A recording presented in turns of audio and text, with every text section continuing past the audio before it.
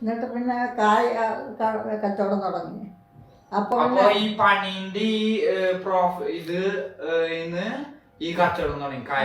കായ കച്ചവടമല്ല, വെജിറ്റബിൾ കച്ചവടം തുടങ്ങി. അത് കഴിഞ്ഞിട്ട് പിന്നെ അപ്പൊ അടുത്തുള്ള കൂട്ടര് പൊരിക്കട വെച്ചിരുന്നു, അവിടെ അറിയുന്ന ആൾക്കാർ. അവരാ കട എടുത്തു. അപ്പൊ ഞാൻ വെക്കാൻ തുടങ്ങി. അപ്പൊ ഞാൻ വെച്ചപ്പോ പിന്നെ ആദ്യം തൊട്ടിട്ട് പിന്നെ എല്ലാ സെറ്റപ്പും ഉണ്ടായിരുന്നു, അറിയണ ആൾക്കാരുമായി. അന്നൊക്കെ ചെറിയ ഒരു പടി പൊരി പിന്നെ 10 റുപ്യ അല്ല 10 പൈസയാണ്. ആ 10 പൈസക്ക് അന്നിപ്പോ ആദ്യമൊക്കെ 20 റുപ്യക്ക് വിറ്റാലേ നല്ല ലാഭമാണ്. ഒരു ദിവസം 20 റുപ്യ കച്ചവടം. Total turn over is 20 rupees per day.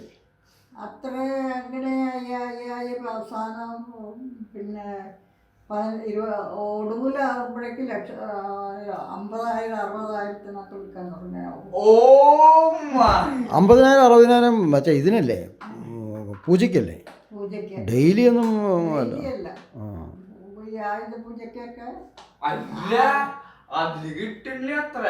അത്ര 10 പൈസക്ക് വിട്ടായിരുന്നു. പിന്നെ പിന്നെ പോയി പോയി പോയി വില ജാസ്തിയായി. അങ്ങനെയായിട്ട് 4 പിന്നെ ഇതായി. ഇങ്ങനെ 4 25 പൈസ. 16 അണയാണ് 1 റുപ്യ. അങ്ങനെയായിട്ട് പിന്നെ അത് ഇപ്പോൾ ജാസ്തിയായിട്ട് ഒരു ചാക്ക വിൽക്കാൻ തുടങ്ങി. പിന്നെ ആയുധ പൂജയ്ക്കൊക്കെ 20 ചാക്ക് വിൽക്കാൻ തുടങ്ങി. പിന്നെ 25 ചാക്ക് വിൽക്കാൻ തുടങ്ങി. ഇപ്പോൾ പിന്നെ അവസാനമൊക്കെ 200 ചാക്കൊക്കെ വിൽക്കും. 200 ചാക്കൊക്കെ വിൽക്കാം.